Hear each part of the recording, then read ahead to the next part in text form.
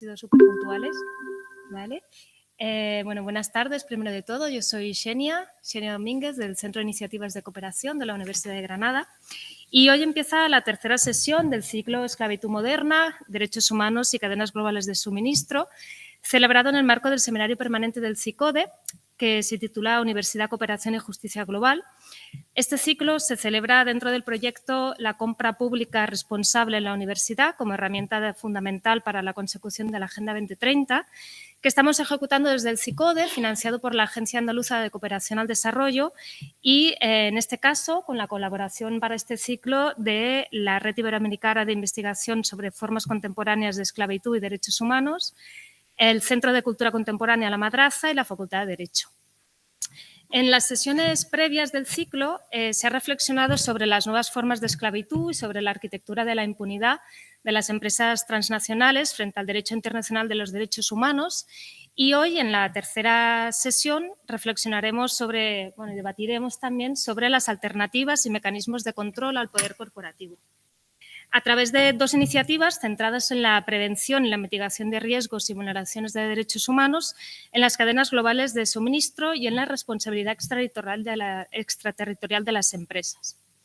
Esta primera conferencia de la tarde se titula Electronics Watch, promoción y protección de los derechos laborales en la industria global de la electrónica, en la que Marisol Bernal nos hablará sobre las principales vulneraciones que se cometen en la industria de la electrónica y presentará la plataforma Electronics Watch, una alternativa orientada al sector público para promover y proteger los derechos de las personas que trabajan en las cadenas de suministro mundiales de los productos electrónicos. Para presentar de una forma breve a Marisol, comentar que ella es responsable de las relaciones con los afiliados de Electronics Watch, es licenciada en Derecho por la Universidad del Rosario, en Colombia, y tiene un máster en Derecho Internacional y Comercial en la Universidad de Greenwich. Tiene conocimientos especializados sobre sostenibilidad, contratación pública, incluido medio ambiente, derechos humanos, valor social y normativa y procedimientos de contratación.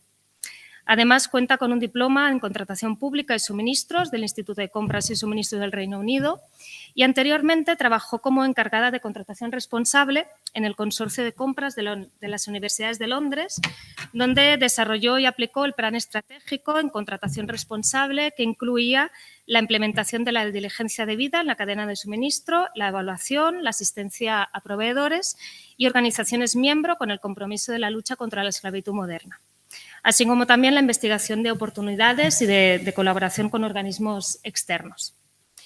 Y yo doy la palabra a Marisol. La verdad que estamos muy contentas y agradecidas de que estés hoy aquí y creo que puede ser una muy buena oportunidad para conocer la plataforma de Electronics Watch y sobre todo pues cómo está orientada en el sector público, ¿no? Y en este caso cómo nos toca también como universidad. Así que muchas gracias. Gracias. Creo que tengo que poner algo acá, ¿verdad? Sí, ya está. ¿Ya? ¿Sí? Bueno, gracias, Xenia, y estoy muy contenta de estar acá y de poder explicarles un poco acerca del trabajo que hacemos en Electronics Watch y de manera más general las violaciones que hay en cuanto a los trabajadores en las cadenas de suministro electrónica. A ver si me acuerdo qué fue todo lo que ensayamos ahorita.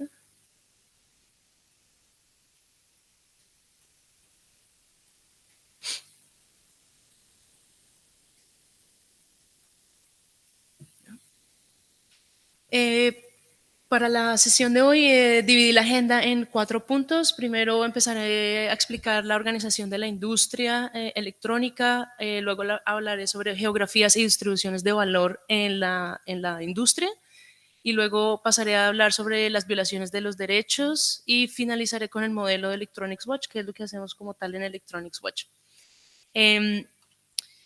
La organización de la industria. Antes de empezar, quiero aclarar que los 2 primeros puntos no son el área donde yo me enfoco en la organización. Normalmente nuestro compañero Peter es el encargado de explicar la industria electrónica porque es bastante compleja.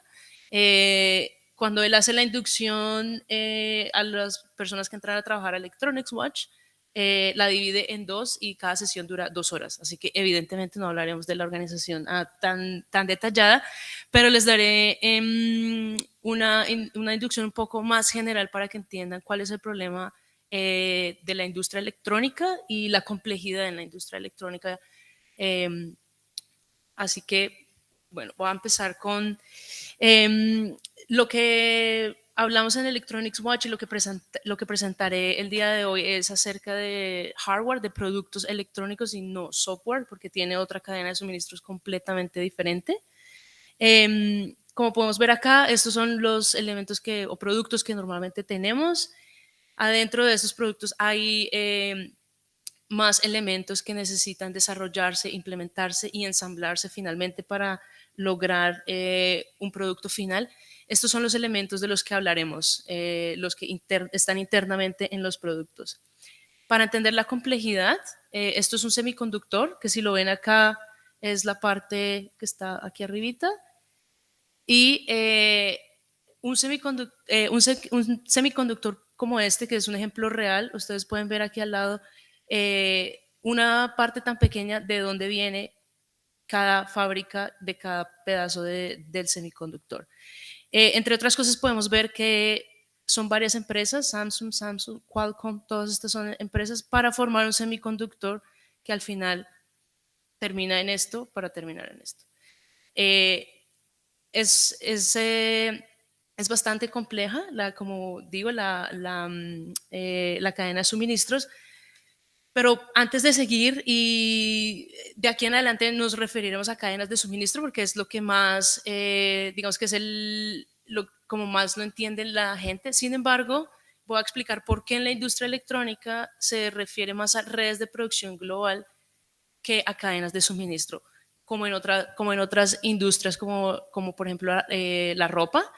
Se refiere a redes de producción global porque no hay una línea específica de producción. Es decir, aquí podemos ver una marca y los proveedores y subproveedores. Perdona, no se está viendo la presentación, por lo menos yo no la veo en online. Disculpa que os interrumpa. Vale. No está en modo presentación.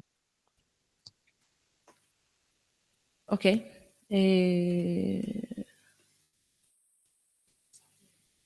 Dejar de presentar. Aquí parece que está bien, ¿no? Sí. Dejamos de presentar acá.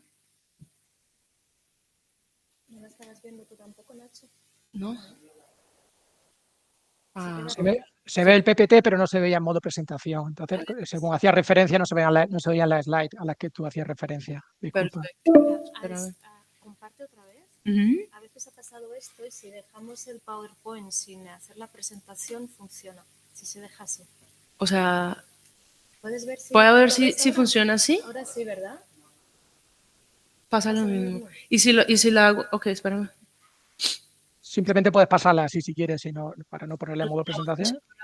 ¿Y si la bajo así, sí? Sí, ¿Y así eso se ve. se puede de pronto poner inclusive más pequeña? Bueno, pues ya después no veo dónde voy. ¿Sí? ¿Mejor así? Sí, perfecto. ¿Cambia? Ah, bueno. Ya no me salen los efectos visuales que quería hacer, pero bueno, ya está. No pasa nada. Me perdí dónde iba. En las redes de producción global. Para explicar esto de manera más práctica, acá hay un ejemplo de un computador portátil cualquiera. Es un ejemplo ficticio, pero las marcas son reales que están acá. Y podemos ver que el portátil es de Dell. Wistron es quien hace, estas normalmente son marcas bastante conocidas en la industria. Wistron es quien hace como tal o quien diseña como tal el portátil. Y vemos que otras marcas como Samsung puede ser proveedor de Dell. TPB que hace pantallas es proveedor de Wistron y así sucesivamente. Esto es para mostrar por qué son redes y no cadenas. Las posiciones dentro de la industria se cambian. Un proveedor puede ser un subproveedor de otra marca. Por esto se habla de redes y por eso es tan complicado poder identificar digamos, la línea de producción. Por eso se habla de redes y no de cadena de suministros. Sin embargo, para modo de la presentación, pues seguiré hablando de cadenas de suministro. Bueno, la idea era que solo iban a ver aquí un mouse, pero aquí ya se ve todo. Un mouse es uno de los elementos más pequeños dentro de digamos, dentro de los computadores y dentro de la industria. Y aquí podemos ver todos los países y todas las fábricas que se necesitan para poder tener un mouse, un ratón. Es importante saber a nivel detallado de dónde vienen los productos que hacen parte de, o los materiales que hacen parte de cada producto, uno, para poder identificar las condiciones laborales, y segundo, en el tema de contratación estatal, contratación pública, es importante ligar la actividad que uno hace al objetivo del contrato. Y la forma de ligarlo es sabiendo específicamente qué estamos comprando para poder identificar las fábricas que están ligadas a los productos que estamos comprando. Si esto es un ratón, ya se imaginarán el resto de los productos que tantos proveedores pueden incluir. Evidentemente aquí se incluye hasta los minerales, que son la parte de abajo, que son los más difíciles de identificar de dónde vienen. En Electronics Watch también tenemos un proyecto de identificar las condiciones laborales en los vehículos eléctricos, pero solo en la parte de las baterías. Esto son todos los elementos electrónicos dentro de un coche. Es más que todo casi que un computador con ruedas. Así que no nos enfocamos en todo esto, solo nos enfocamos en las baterías, ya que por un lado las baterías pues se utilizan para los productos electrónicos, pero los materiales más importantes para las baterías son los minerales y los semiconductores, que son los mismos materiales que se necesitan para computadores, teléfonos y demás. Esto es donde tenemos como el enlace entre los productos electrónicos y los vehículos de emisiones bajas. En cuanto a la fábrica de baterías, la industria está predominada en Asia Oriental. Sin embargo, se ha venido desarrollando en Europa, especialmente en Hungría y en Alemania. Hungría es el segundo mayor fabricante de baterías para vehículos eléctricos después de Alemania, y se hacen todos los pasos de la cadena de suministros excepto la minería. Y se espera que para el 2025 haya alrededor de 30.000 trabajadores en la cadena de suministros en Hungría solamente. Nuestros compañeros de Periferia, este es un estudio que hicieron y publicaron el año pasado, porque no hay, en cuanto a las condiciones laborales en las fábricas de batería, no hay muchos estudios, más que todo es en cuanto a la transición de vehículos normales a vehículos eléctricos y el impacto en el medio ambiente. No hay mucho acerca de las condiciones laborales en vehículos eléctricos. Estos son los más recientes que se hizo el año pasado. Antes de seguir, ¿alguien tiene preguntas? Creo que voy a parar al final de cada sesión para dar espacio, que no tiene que esperar hasta el final a hacer preguntas. ¿Alguna pregunta? ¿No? En cuanto a geografías y distribuciones de valor, este es Flextronics, y estas son las entidades los lugares donde tienen fábricas a nivel mundial, básicamente en casi todo el mundo. Lo mismo Foxconn, que creo que es de los que más han estado en las noticias en los últimos años. Aquí vemos también, es importante aclarar que todavía hay demasiada dependencia en China, aunque hay una guerra comercial entre Estados Unidos y China para sacar o depender menos del mercado chino. Sin embargo, tomará algunos años para lograrlo, y la dependencia en China sigue siendo bastante grande. Voy a mostrar aquí porque tenía a ver si se ve. Bueno. No, porque si no el resto no lo ve. ¿Alguien conoce Fairphone o han escuchado de una marca que se llama Fairphone? ¿Nadie? No, no son tan famosos, efectivamente. Fairphone es una empresa pequeña que hace teléfonos y es de Holanda, están en Ámsterdam. Y creo que hasta el momento, esta información es de Fairphone 4, pero lanzaron hace poquito el Fairphone 5 y su idea es hacer más que ustedes puedan reparar sus propios teléfonos, tienen un nivel de transparencia que no tiene otra entidad. Cabe aclarar que no es publicidad paga, ¿no? Es simplemente que es uno de los estándares de la industria que ha mostrado que sí es posible ciertos estándares dentro de la industria electrónica.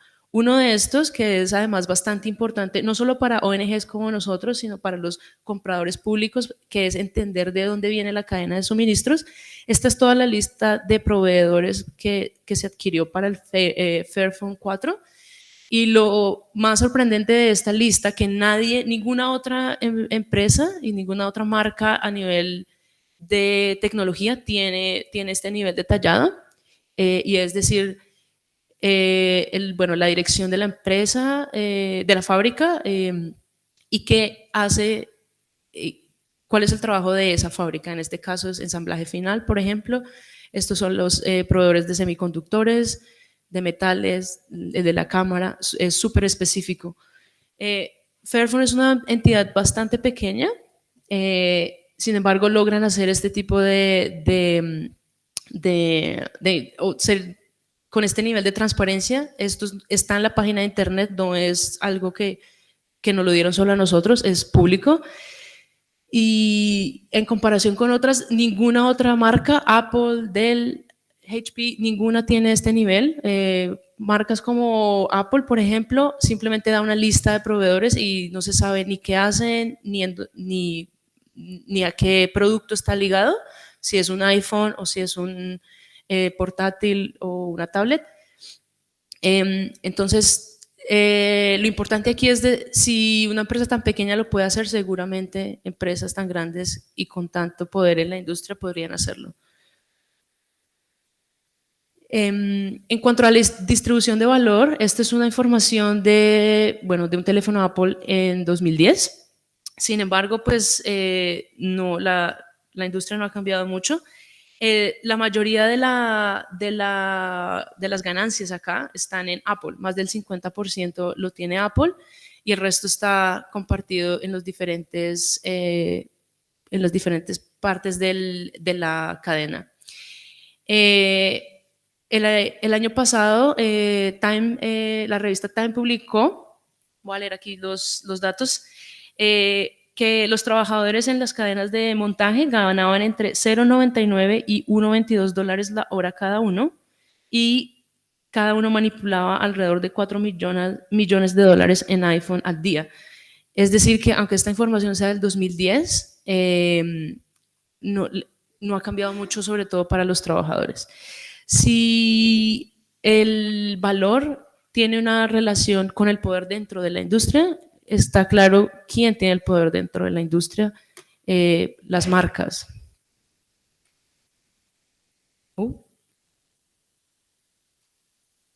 Perdón. ¿Preguntas? ¿Alguna pregunta? Bueno, ahora sí, esta es como la parte donde la parte donde yo trabajo, digamos, así que si tienen preguntas aquí, a lo mejor sí las puedo responder. Entraré a hablar sobre las violaciones de trabajo, de condiciones laborales en la industria. Todo empezó en Silicon Valley. Como sabemos, la industria se desarrolla e inicia en Silicon Valley. Al principio, IBM era el que realizaba toda la cadena de suministros. La internacionalización de la cadena empezó a darse en los años 60, sin embargo en Silicon Valley se seguía fabricando hasta los 80. El tipo de trabajo era trabajo de manufactura no calificado, los salarios eran bajos y había alto nivel de subcontratación. los trabajadores que estaban, que hacían parte eran mujeres, la mayoría de migrantes, indocumentados. Y en los años 80, como decía, empezaron a organizarse de manera sobre todo étnica, es decir, crearon grupos de trabajadores mexicanos, trabajadores filipinos, para exigir mejores condiciones laborales.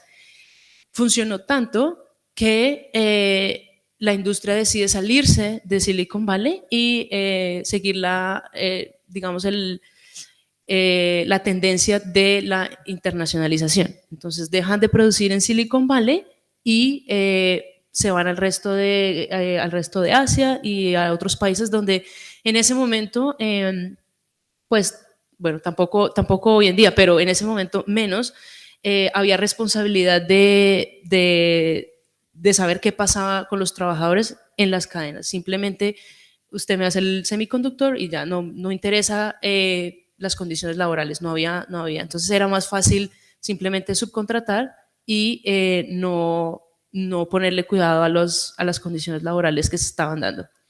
Esto es importante porque hoy en día creemos, digamos, se tiende a pensar que estas condiciones laborales precarias existen porque las empresas o las fábricas están en Asia y el problema viene de ahí, pero el problema viene de la industria, porque desde que estaban en Silicon Valley, en Estados Unidos, aprovechándose de las poblaciones vulnerables, la industria no tomó medidas, sino que siguió aprovechándose y explotando las condiciones laborales. Entonces es algo que la industria no ha podido o no ha querido trabajar desde su inicio. Entonces creo que es bastante importante aclarar de dónde vienen, digamos, los problemas de la industria como tal. Hoy en día hay obviamente bastantes problemas y violaciones de derechos en las cadenas de suministro electrónica y de vehículos eléctricos. Estas son algunas: esclavitud moderna, productos químicos tóxicos y consumo de agua, trabajo forzado, problemas de salud y seguridad, libertad de asociación y derecho a la negociación colectiva, reclutamiento engañoso, horas laborales, y hay más que no me cabe aquí, pero voy a explicar algunas de las, no todas, pero voy a explicar unas de las más comunes. Por un lado, trabajo forzoso, que es probablemente el que más ha estado en las noticias, digámoslo, obviamente. Aquí vemos los niveles de trabajo forzoso en la cadena de suministro, incluyendo los países y en la posición de la cadena de suministros. Y vemos que inclusive en Europa Central y Oriental hay niveles de esclavitud moderna. Aquí vemos Chequia, Hungría y Polonia, uno de los 3 países más importantes a nivel electrónico en Europa. Más que todo porque cuando uno trabaja con compradores públicos tienden sobre todo en cadenas de suministro más cortas, dicen, no, bueno, nosotros tenemos, nuestros proveedores son de Europa, por lo tanto, pues no hay, ya todo está bien, no tenemos que verificar nada, lo cual no es cierto, y esto muestra que no es algo que solo pase en ciertas regiones, sino que es algo que es sistemático en la industria electrónica. En cuanto al trabajo forzoso en la industria, se ha sido parte de las noticias desde 1995, más o menos, cuando se encuentran los primeros casos en Malasia, y es algo que ha estado, digamos, bastante documentado en la industria. Otro de los temas que son bastante, que ocurre bastante en la industria es las horas laborales.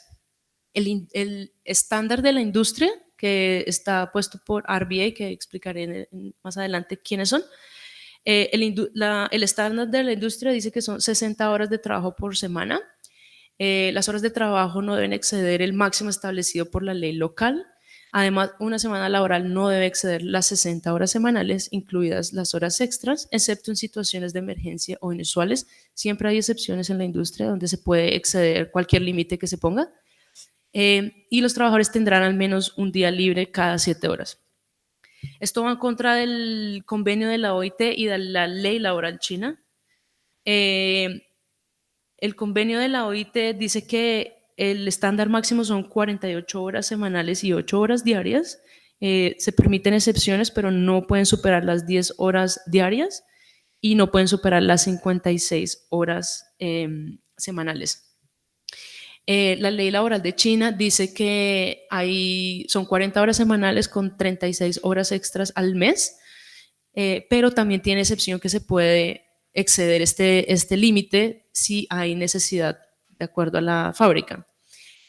Al preguntarle al RBA, que es la organización que regula la industria, ellos dicen que no están yendo en contra de la ley porque la ley laboral de China permite excederse de estas horas, lo cual es cierto. Lo que pasa es que RBA está utilizando la excepción de la ley de China como regla general de la industria para poner los límites al máximo. En cuanto a el poder de las marcas para influenciar la legislación, vemos que, por ejemplo, Apple y Foxconn, Apple ha hecho una apuesta para salir y depender menos de China, como toda la industria, y ha puesto sus esfuerzos en India. Y el año pasado, Apple y Foxconn, como les decía, Foxconn normalmente es el que está más que todo en las noticias porque son de los más grandes, impulsaron o hicieron lobby en India para cambiar las horas de trabajo en la industria. Y pasaron los turnos, aumentaron de 9 a 12 horas y las horas extras permitidas pasaron de ser 75 horas en 3 meses a 145 horas en 3 meses como horas extras. Es decir, el poder de la industria es bastante grande y la influencia al final en países es extremadamente importante y siempre termina desfavoreciendo a los trabajadores. Esto es reciente, es del año pasado. En cuanto al salario mínimo, uno diría, ok, trabajan un montón de horas, ganan bien, es verdad, ¿no? Pues no. Fairphone, es la única empresa o la única marca de la industria que ha dedicado esfuerzos y recursos a entender el salario mínimo en la industria. Hicieron un estudio en el 2020, 40 horas el salario mínimo en China, en Sichuan, era de 2020 RMB. Lo compararon con el Global Living Wage Coalition, que el estimado para esa zona era de 3.534. Asian Floor Wage, que es otra entidad, daba el estimado de 4.547 y encuestaron también a trabajadores de su propia empresa o de la fábrica y ellos decían que 5.000 era lo que necesitaban como salario mínimo. El resto de la industria dice que es imposible poder llegar a entender el salario mínimo en la industria y es todavía, las condiciones son todavía peores que las horas laborales porque la industria ni siquiera tiene un estándar. En las horas laborales tenemos un estándar de 60, que es exagerado, pero hay un estándar. En cuanto al salario mínimo, no hay estándar y la industria no ha podido con el salario mínimo. Y hay entidades, hay países donde tampoco hay salario mínimo, entonces queda toda discreción de las fábricas y de las marcas, quienes al final pueden ser las que ejercen presión en cuanto a las fábricas, pero ya sabemos qué pasa con Apple y Foxconn, por ejemplo. Así que el salario mínimo, pues, el salario mínimo no hay salario mínimo básicamente en la industria. En cuanto al tema de salud y seguridad, hay bastante, se necesitan bastante, el uso de químicos es bastante grande. Aquí solo hay un ejemplo de 3, benceno, hexeno, tolueno, que se utilizan como químicos para limpiar los computadores y teléfonos al final, para que queden que se vean nuevos, que no tengan huellas, y el usuario tenga esta experiencia de abrir el teléfono y se vea todo súper bonito y nuevo. Sin embargo, tienen tienen condiciones en cuanto a la salud. Se utilizan además este tipo de químicos porque se secan 3 veces más rápido que cualquier otro químico, y se utilizan sin hacer estudios alrededor del efecto que tiene en la salud de los trabajadores. Han habido casos de cáncer, han habido casos de problemas de mujeres embarazadas y el problema que tiene para el embarazo. Y estas son unas estadísticas de la OIT y de la industria. 28 millones de personas, esto es en general, 28 millones de personas realizan trabajo forzado, 1 millón de trabajadores pierden la vida anualmente por exposición a sustancias químicas peligrosas, y las 49 mayores empresas TIC del mundo obtuvieron una puntuación de 0 en los esfuerzos para garantizar que los trabajadores de la cadena de suministros tengan libertad para organizarse y negociar colectivamente mejores condiciones laborales. Esto en la industria es bastante diciente en cuanto a organizarse colectivamente. Hay algunos países donde es muy difícil que se hagan sindicatos y que se puedan organizar de manera colectiva, lo cual es el inicio para poder exigir otras mejores condiciones en otras áreas. En cuanto a la minería, voy a ponerles un video para que vean estos de nuestros compañeros de monitoreo en Filipinas, para que vean la relación entre la minería y el boom de los vehículos eléctricos. Y espero que me funcione. Tengo que dejar de compartir primero y luego era este. Y entonces si vuelvo acá y vuelvo y comparto, era este, ¿no? Sino que no tenía. A ver si funciona. The Philippines is home to beautiful tropical scenery enjoyed by many tourists. But behind the scenes prepared for tourists, another industry overshadows the lives of the people: mining. Tourist sites show a clear blue ocean with coral reefs, but just as evident is how mining operations are altering the landscape in massive scales. Let's take a dive into one of those sites in Mindanao. This is the result of years of nickel mining by multiple mining companies operating in the area. Nickel is a key component in high-capacity batteries required for electric vehicles, storage of renewable energy, and the energy transition. Supply chain studies have shown that a portion of the nickel mined in this area has already been supplied to some of the most prominent battery and automakers. What used to be lush forest has now become barren land, and a sea of coral reefs is now filled with red sludge. We found local residents looking for something in the bay. Anong ginagawa mo? Patingin? What she was looking for was shells. Kinakain? Kain ba? Luto pa ito. Luto? Masarap? The girl was looking for food in the sludge, but is it really safe? Research has shown that a toxic heavy metal, hexavalent chromium, is exceedingly high in the water that flows into the bay where the girl was gathering shells. The WHO's safe drinking water standards say hexavalent chromium should not exceed 0.05 milligrams per liter. However, research has shown hexavalent chromium levels to be much higher than what is deemed to be safe, even from water sources that the local residents use for cooking and washing. This resident has skin conditions which she claims to have gotten after contact with the waters in the bay where the girl was collecting shells. Mo kuan Panit. o dili mo katul-katul.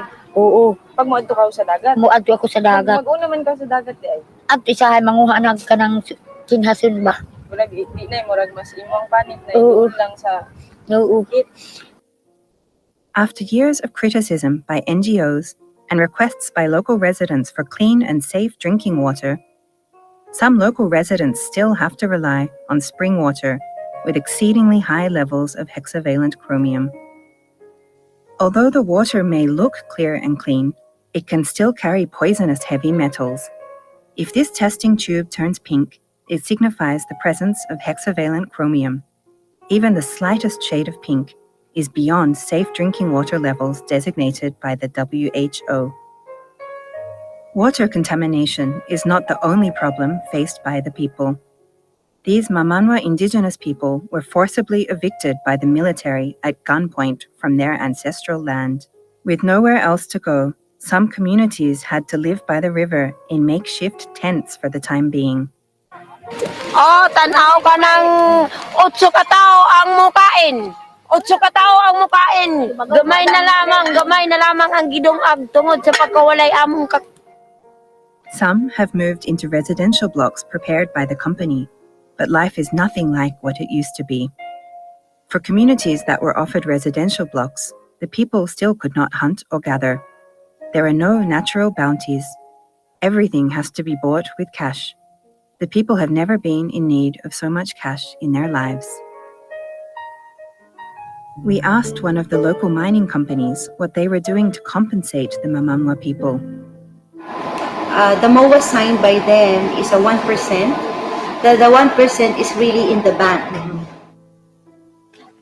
Na ang ilang ingon na ay gi-download na anay gibutang sa cheque. Pero ang cheque blanco. Asa kay tinuod nilatagan? Tulo na katuig wala maghatag ang Sinsu Mining og 1% royalty sa mga lumad. It was only after blockades that royalty payments began flowing to the indigenous people.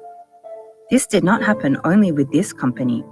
Other locally active companies, including Japanese mining companies, also delayed royalty payments to the indigenous people. Handom lang nga sa una, kanin diri nga suba, diri pa ta namana, diri pa ta nanginhas. Kanin diri nga bukid, diri pa ta nagpuyo, nagbalay. Pero karon gi-mining na. Amo gi pinakadako na lang sa pagmahay nga anong naingani na karon ngani di ang epekto sa mina. Gumikan lang po lagi sa abang mga katigulangan nga nag-unang mga leader nga wala pa ilang hebal-anan kung unsa di ang pinakadakong epekto sa mina. Para sa amo kung balik natang panahon kung kami ang sauna, pero di siguro makatugot nga mingani karon ang katubiran. Nico de la Mente was murdered on January 20, 2017 by 2 unknown assailants. He was prepared to testify about his people's sufferings to the National Commission on Indigenous Peoples that day in opposition to yet another mine expansion planned in the area. The companies historically involved in the local processing and mining all deny any relevance to the murder. The police do not have a suspect after years of investigation.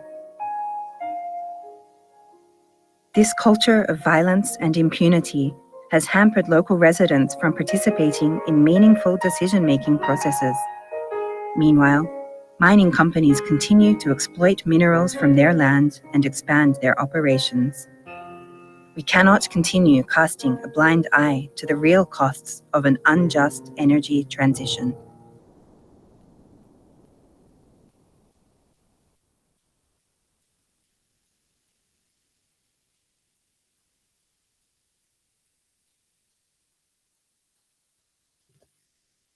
¿Preguntas?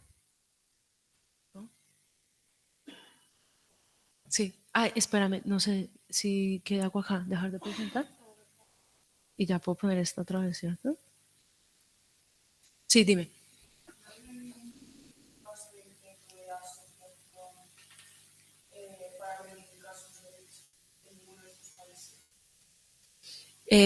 Sí. Dependiendo del país, nosotros trabajamos con, bueno, explicaré más ahorita en lo que hacemos en Electronics Watch, pero por ejemplo, nuestro socio de monitoreo en Filipinas es PARC, que son organizaciones de sociedad civil, y la idea de lo que hacemos en Electronics Watch es trabajar con las organizaciones de sociedad civil para que puedan ejercer sus derechos. Digamos, nuestro trabajo es los trabajadores están centrados en lo que hacemos, es impulsado por los trabajadores.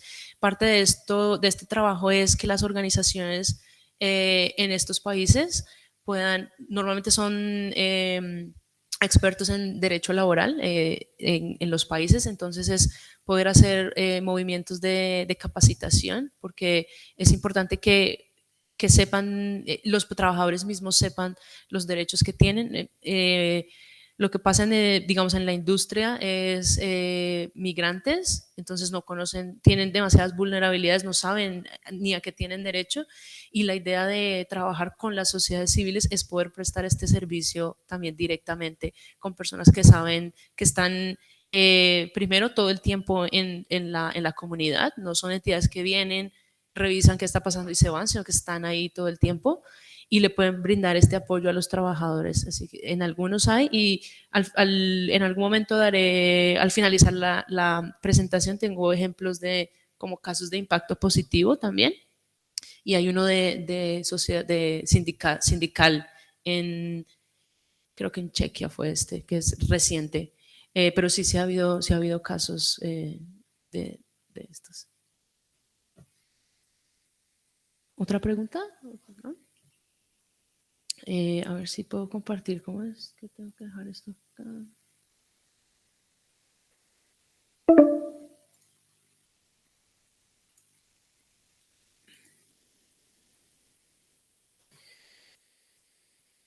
Y bueno, ahora hablaré del modelo de Electronics Watch, lo que hacemos como tal en Electronics Watch. Nosotros somos una ONG y utilizamos la contratación pública para promover y proteger los derechos de los trabajadores en las cadenas de suministro mundiales, junto con más de 1.500 compradores públicos afiliados y socios de la sociedad civil. Coordinamos la supervisión de la cadena de suministro independiente de la industria y facilitamos la reparación de abusos contra los derechos humanos en las cadenas de suministro electrónico y de vehículos de bajas emisiones. ¿Dónde trabajamos? ¿Dónde estamos presentes? Aquí en el mapa en verde son nuestros afiliados, más de 1.500 afiliados, 48 de estos son directos, estamos en Europa y Australia. 48 de estos son afiliados directos y el resto son a través de consorcio de compras, redes o autoridades marco, como por ejemplo el Reino Unido. Todas las universidades del Reino Unido están afiliadas a Electronics Watch mediante el consorcio, donde, como se me explicaba antes, donde yo trabajaba en Londres. Las 4 porque una ya se terminó, la de Gales, se afiliaron directamente primero para entender cómo funcionaba Electronics Watch, y con los años se han afiliado a las universidades directamente. Por ejemplo, en el área de España, el gobierno de Cataluña, lo cual hace que entren todas las entidades que hacen parte del gobierno de Cataluña, por eso digamos que tenemos tantos afiliados.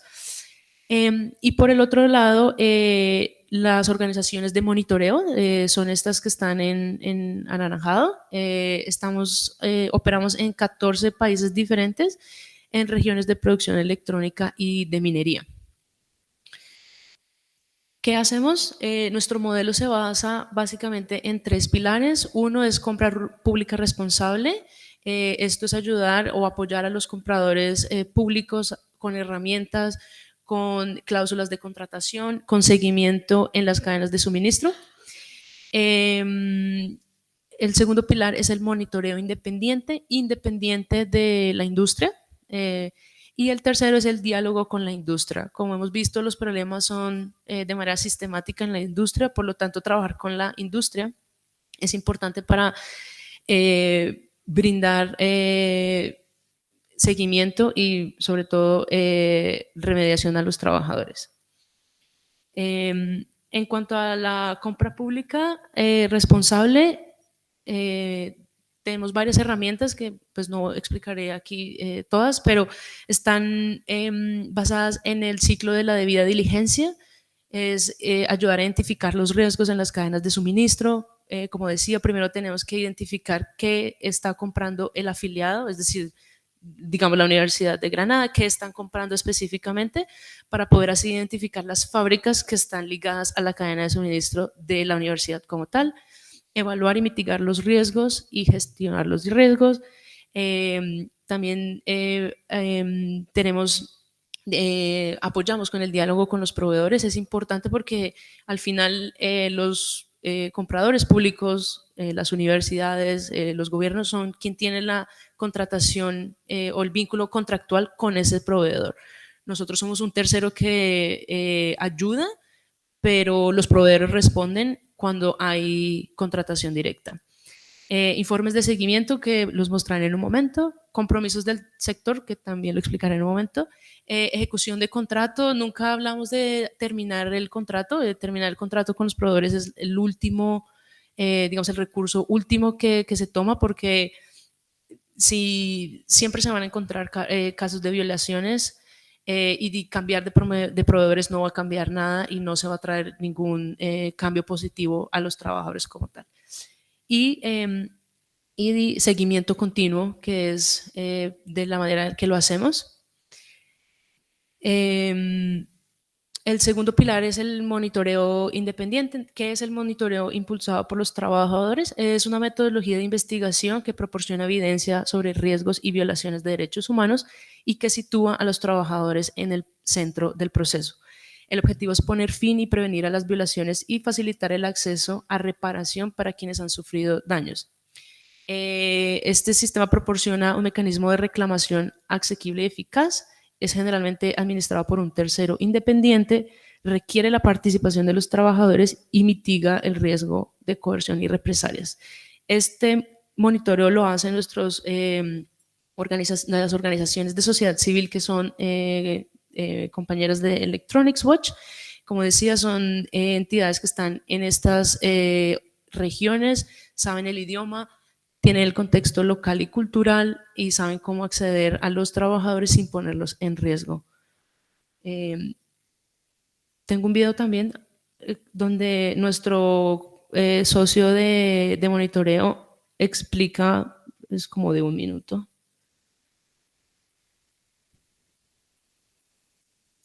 A ver si le funciona.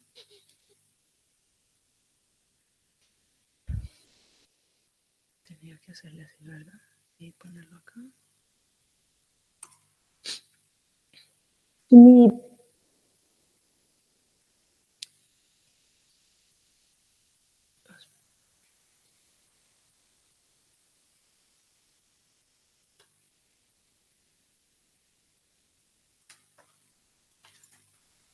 The biggest difference is the way Electronic Watch is doing monitoring with us is really worker-driven.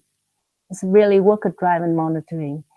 For traditional audits or monitoring, is kind of an external intervention from outsider and try to impose the compliance to the supplier and companies, which might not be really come from inside.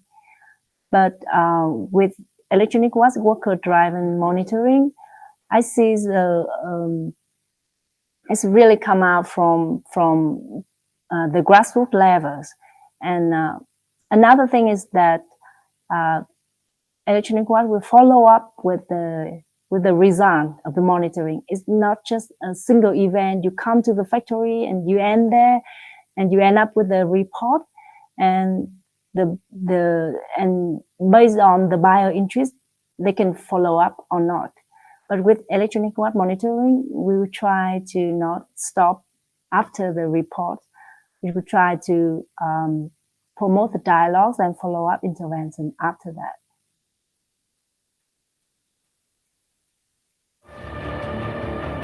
Pues la verdad que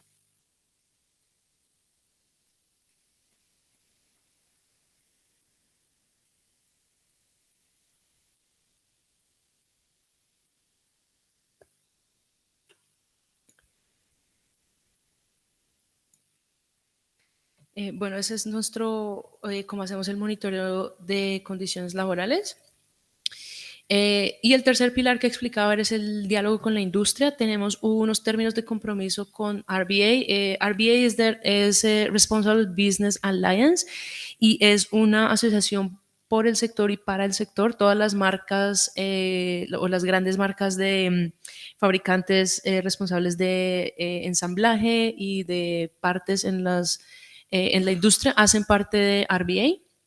Y este término de compromiso, estamos en la segunda versión y básicamente incluye responsabilidades y procesos y fechas límites para hacer seguimiento. Y en términos, digamos, prácticos, lo que incluye es, RBA tiene unas auditorías que realizan con sus propios miembros y nosotros hacemos nuestro monitoreo aparte. Una vez encontramos que hay ciertos riesgos de violaciones,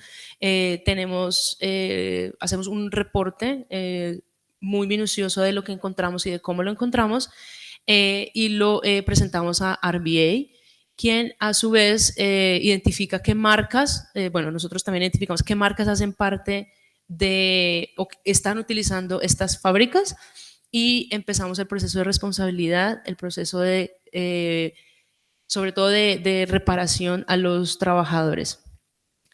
Es importante, digamos, para nosotros tener estos términos, porque si la industria no quiere mejorar, no hay nada que podamos hacer. Es una industria demasiado grande que mueve demasiado dinero y como vemos y como vimos en el ejemplo de India, puede influenciar inclusive legislaciones. Mueve tanto dinero que si no quisieran participar, pues digamos que nuestro trabajo se vería trancado. Entonces, estos términos de compromiso, teniéndolos con RBA, es un paso grande que hemos podido dar a nivel de ONG. Esto está también en nuestra página de internet, si a alguien le interesa saber todos los pasos que hay. Este es el reporte o estado de seguimiento que mencionaba. Esto es una versión redactada porque normalmente esto lo hacemos, es un reporte que se hace trimestralmente a cada afiliado de las fábricas que están ligadas específicamente a ese afiliado. Es súper específico y hay demasiada información confidencial. Obviamente los casos, cuando todavía están en este reporte, los casos no se han resuelto y obviamente se pone en riesgo, digamos, los trabajadores, entonces por eso es confidencial.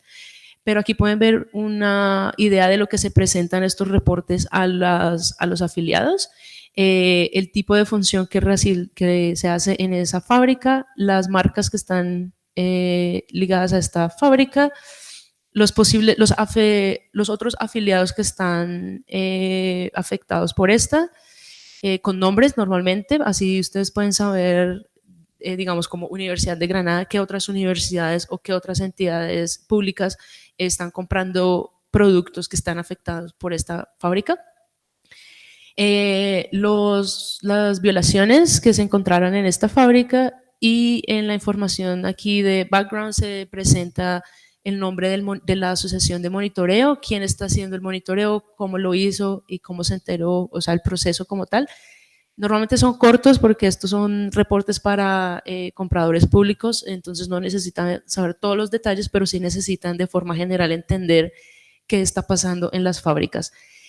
Y normalmente sí se necesita el apoyo de los compradores públicos para hacer seguimiento. Si alguna de estas fábricas o de estos procesos se ha estancado, también se da un mensaje que los compradores pueden utilizar como un modelo de mensaje. La idea es, en cuanto a compradores públicos, facilitar el seguimiento y facilitar la comunicación con los proveedores. Y digamos, ya para terminar, los impactos positivos de todo este trabajo, al final lo que queremos es mejorar las condiciones laborales y lograr impactos positivos en los trabajadores que hacen parte de nuestras cadenas de suministros, los trabajadores que hacen parte que podamos tener los computadores, teléfonos y demás que tenemos. Y como ejemplos podemos tener aquí Foxconn en Chequia, estaba ligado la fábrica con HPE. Estos problemas que se encontraron fue interferencia con las actividades sindicales y la negociación colectiva, incluida intimidación a los líderes sindicales, discriminación y acoso. Y los logros que se dieron fue otorgar consulta a los sindicatos y acceso sindical a los trabajadores, establecimiento de mecanismos de reclamación y eliminación de bonificaciones que constituían discriminación económica. Otro impacto que se dio reciente, Wistron en China, está ligado a Dell, HP y Lenovo, y el problema era el uso ilegal de mano de obra estudiantil, es decir, pasantías que representaban 20% de 20.000 trabajadores, creando una dependencia a estas pasantías y a estos trabajadores. Y era trabajo forzoso porque, por un lado, si no completaban la pasantía, pues no se podían graduar. Y segundo, eran pasantías que no tenían nada que ver con los cursos que estaban realizando. Los efectos conseguidos fue que los estudiantes en prácticas no trabajaran horas extras y nocturnas. Bueno, además también cuando son estudiantes, la ley dice que no deben trabajar horas extras ni hacer turnos nocturnos, sin embargo lo estaban haciendo en Wistron. Se logró que se parara esto, garantizar que las pasantías se ajustaran a los cursos de formación de los estudiantes, y se debe otorgar un permiso de los clientes para el uso de estudiantes para ciertos proyectos. Y como último, esta es confidencial, pero por eso no puedo nombrar las marcas, pero era una fábrica de plásticos en Tailandia. Esta fue bastante importante, 2 marcas en específico, para poner presión a la fábrica de plásticos para que tomara el reembolso de las comisiones.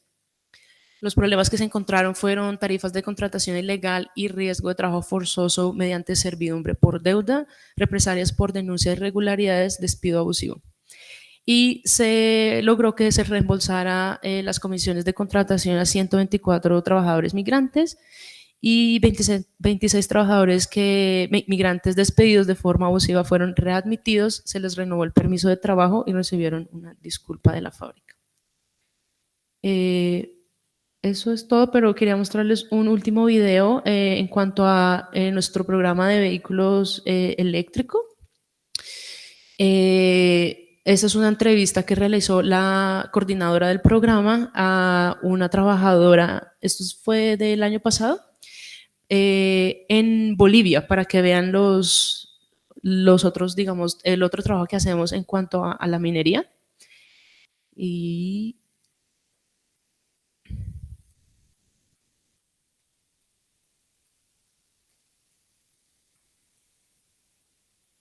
sobre el pago, ¿no? El pago del trabajo que realizas, que como dices, es muy importante para llevar el dinero a tu casa.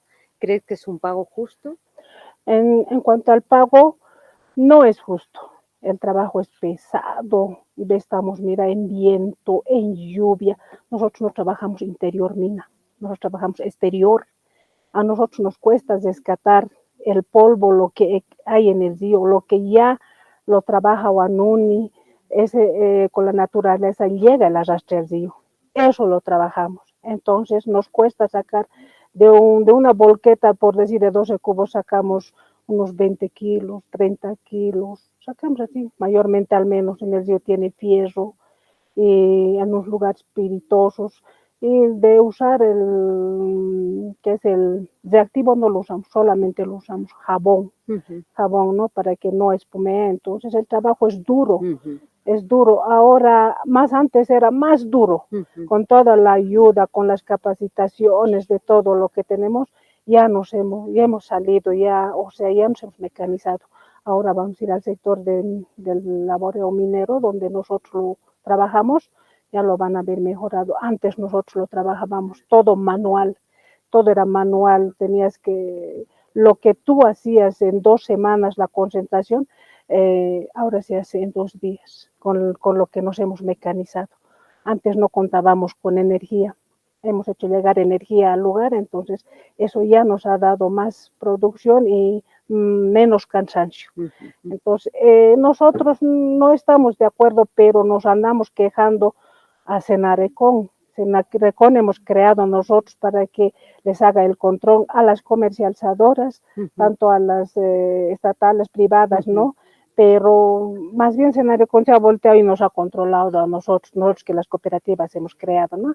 Entonces, tenemos reclamos, nos meten en el peso, en la ley, humedad, en sí nos pagan cuando baja el estaño peor, no nos quieren agarrar las comercializadoras.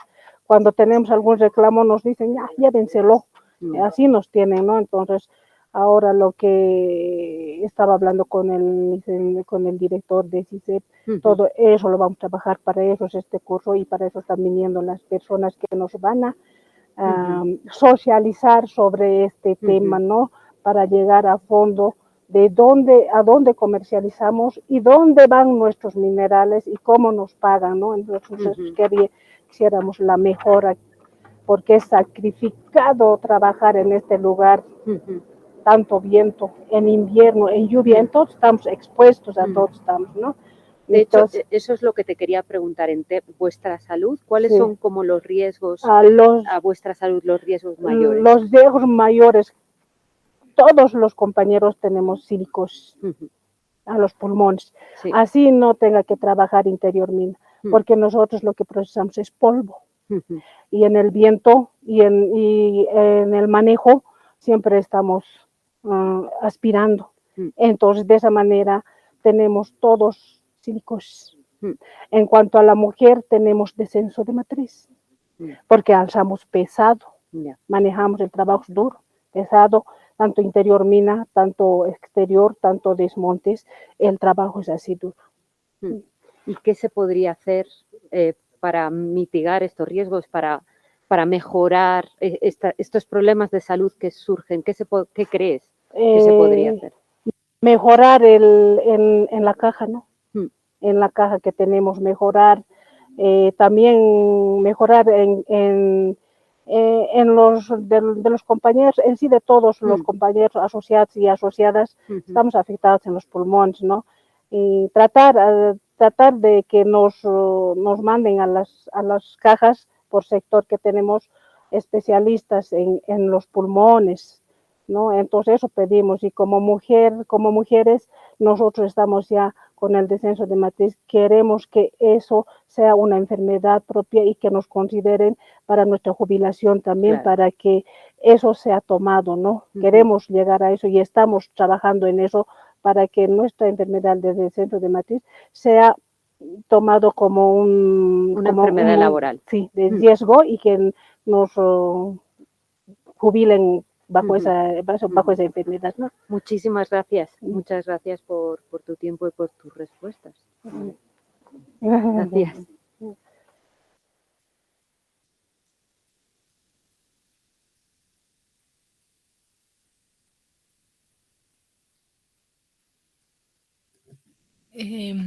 Bueno, esta era toda mi presentación. No sé si tienen preguntas.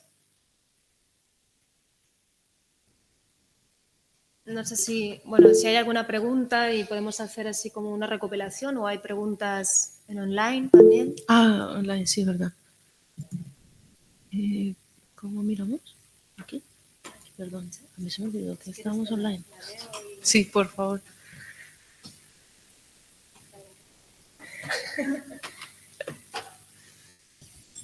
Vale.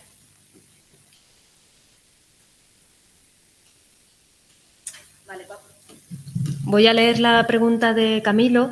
Dice, buenos días desde Colombia. El compañero colombiano, muy bien. Sí, agradeciendo su participación, Marisol, me gustaría preguntarle si, aparte de Bolivia, Electronics Watch tiene perspectivas de participación en otros países de América Latina, teniendo en cuenta el rol de varios países en la producción minera y en la consecuente violación de derechos humanos que ella conlleva. Por ejemplo, Colombia con la explotación de carbón, o Perú y Chile con el cobre. La parte de la minería es algo relativamente nuevo para Electronics Watch. Lo empezamos a hacer desde que empezamos a hacer el monitoreo de baterías para vehículos eléctricos. Antes no hacíamos minería. Y por el momento en términos de minería solo estamos en Bolivia. En términos de productos electrónicos hacemos monitoreo también en México. Y ya, pero no, hasta el momento no. El proyecto de vehículos lleva 3 años, es bastante nuevo. Y es, digamos, un proyecto paralelo a Electronics Watch. No tienen los mismos afiliados. Creo que tenemos como 8 participantes que están hacen solo específico vehículos eléctricos. Entonces es un tema nuevo, pero en Latinoamérica no tenemos nada más. Tenemos obviamente Congo también, que visitamos el año pasado. Al mismo tiempo que Bolivia, pero están en los planes, pero todavía no. Para nosotros llegar a establecer nuevas áreas de monitoreo, primero tenemos que ubicar las organizaciones civiles en estos países y que estén, digamos, alineados con nuestro sistema de monitoreo, y es un proceso un poco más lento. Pero bueno, en términos generales solo Bolivia y México. ¿Alguna pregunta?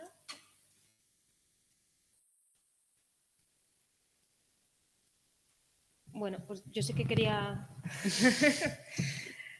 hacer una reflexión que, bueno, desde Electronics Watch, para saber un poquito también cuál es vuestra sensación, vuestra reflexión también sobre esto, porque al final la transición ecológica, ¿no? Una buena parte de ella nos la están enfocando mucho a todo el impacto, ¿no? Y la promoción de la tecnología y los productos electrónicos para poder revertir, ¿no? Esta situación, pero sabemos que al final esto conlleva también una mayor explotación tanto de las materias primas, ¿no? Como es la minería, y con las consecuencias que ya hemos estado viendo, y que sabemos que eso tampoco va a remediar, ¿no? La situación en la que estamos. Y sí que me gustaría saber desde Electronics Watch cómo lo veis, cómo estáis valorando esa tendencia, ¿no? Ese proceso de transición ecológica que se está... bueno, que está más notoria, ¿no? En ese sentido. Los vehículos eléctricos, como comentabas, ¿no? Vehículos eléctricos, baterías y demás. Bueno, en términos generales siempre ha habido más movimiento hacia la parte ambiental que la parte de derechos humanos, no solo en los vehículos eléctricos, sino en cuanto a la sostenibilidad, digamos. Siempre ha estado enfocado en el medio ambiente, por varias razones, inclusive, digamos, el tema de contratación pública también. Es más fácil medir los riesgos ambientales, las emisiones de carbono, que medir los problemas o los riesgos en derechos humanos. Y las industrias tienden a tapar, digamos, lo que pasa en cuanto a derechos laborales. Y por eso de algún momento es la razón por la cual existe Electronics Watch, porque el enfoque siempre ha sido o tiende a ser medioambiental, y no había, bueno, hace 10 años que se creó Electronics Watch, no había ese impulso para mirar las condiciones laborales. En cuanto a los vehículos eléctricos, precisamente el hecho de que se cree este impulso, sobre todo en las ciudades, de ser net zero en, no sé, 2030, y hace que el transporte público se esté pasando a vehículos eléctricos, hace que haya más necesidad de impulsar la parte de las condiciones laborales y darle como la luz a las entidades estatales de cómo se está afectando los vehículos eléctricos, las condiciones laborales en las cadenas de suministro de los vehículos eléctricos. Hay un tema de justicia transicional, ¿no? Transicional, que busca que la transición hacia los vehículos eléctricos tenga en cuenta las condiciones laborales, y En temas como, por ejemplo, el video que vimos de Filipinas, la interrelación que hay en un momento, el tema de salud se vuelve derecho, derecho laboral, derecho ambiental, todo tiene como una relación, y de alguna manera es nuestro enfoque siempre tener los derechos laborales presentes. Así que siempre, inclusive los afiliados nos dicen, bueno, y a nivel ambiental, ¿qué van a hacer? Pero nuestro enfoque siempre es, el enfoque son los derechos laborales.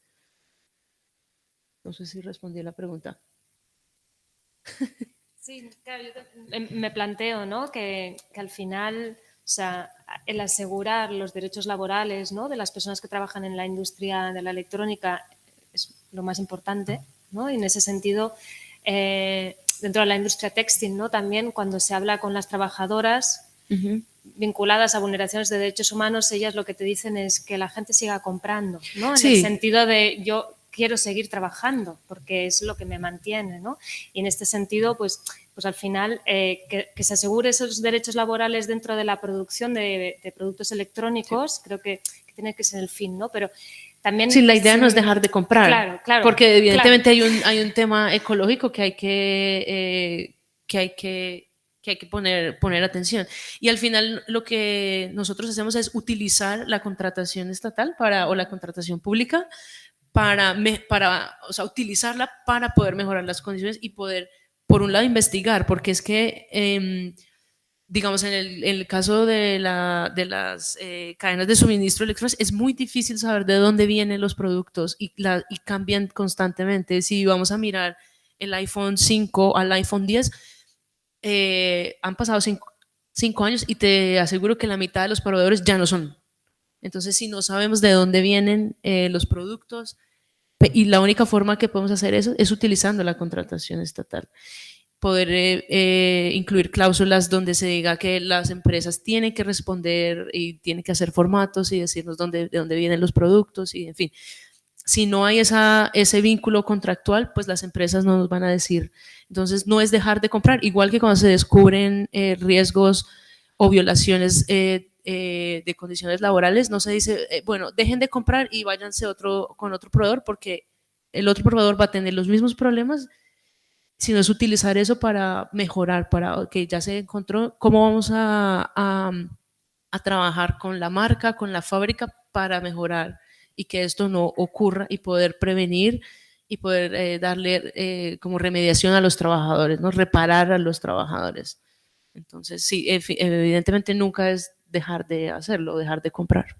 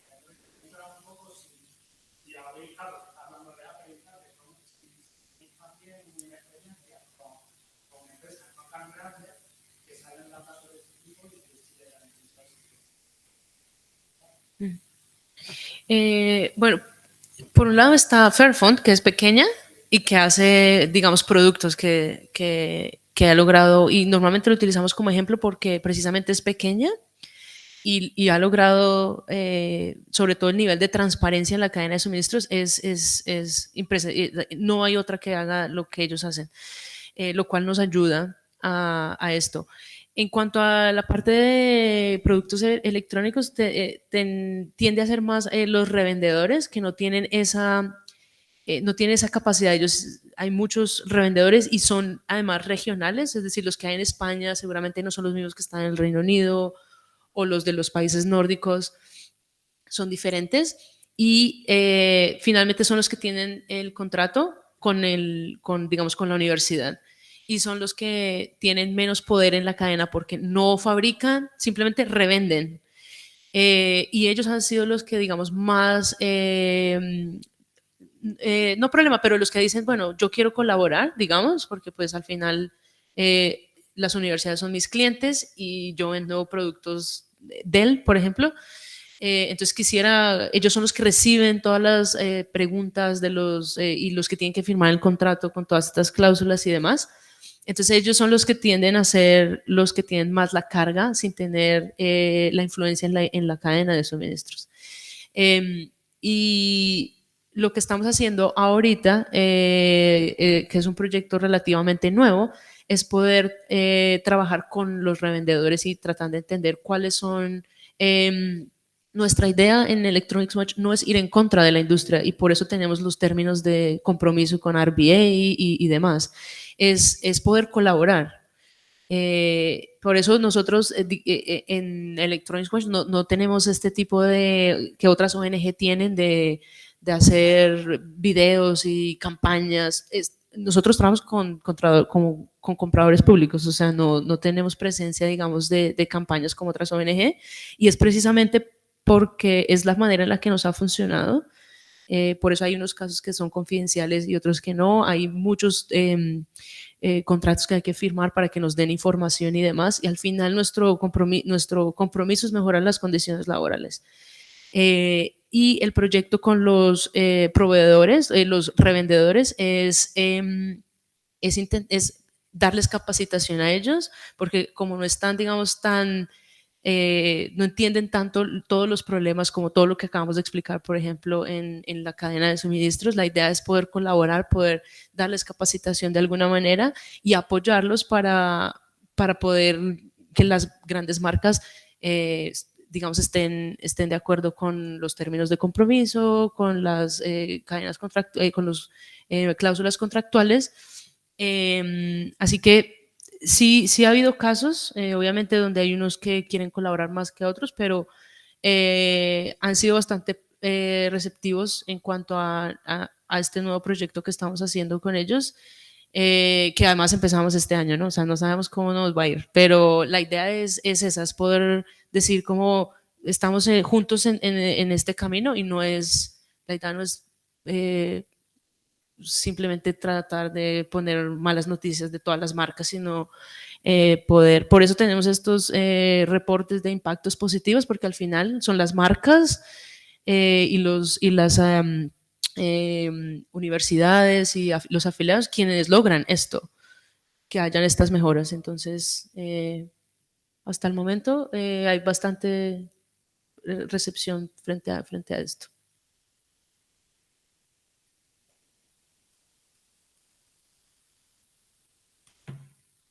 ¿Alguna otra pregunta? Pues si os parece, lo dejamos así aquí. Sí. Muchísimas gracias, Marisol. Gracias a ustedes. Gracias.